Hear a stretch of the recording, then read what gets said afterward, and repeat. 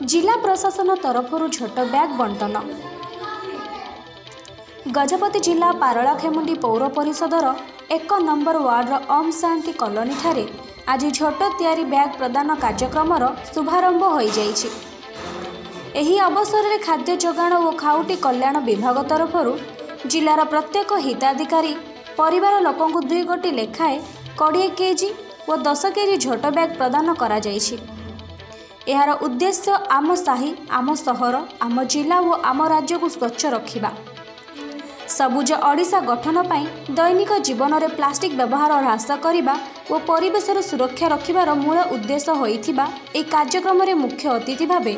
जिला परिषद अध्यक्ष श्री जी तिरुपति राव, सम्मानित अतिथि भावे पारलाखेमुंडी पौर परिषद अध्यक्षा श्रीमती निर्मला सेठी, जिलापाल श्री स्मृति रंजन प्रधान, अतिरिक्त जिलापाल श्री वीरेंद्र कुमार दास और श्री राजेंद्र मिंज, मुख्य उन्नयन अधिकारी तथा कार्यनिर्वाही अधिकारी जिला परिषद डॉक्टर गुणनिधि नायक और पौर परिषद निर्वाही अधिकारी श्री सुजीत कुमार चौधरी प्रमुख मंचासीन थिले।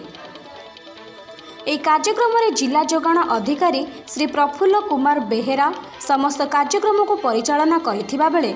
ARCS श्री हरिहर सेठ समेत पौर परिषदर कर्मचारी और हिताधिकारी प्रमुख उपस्थित थिले।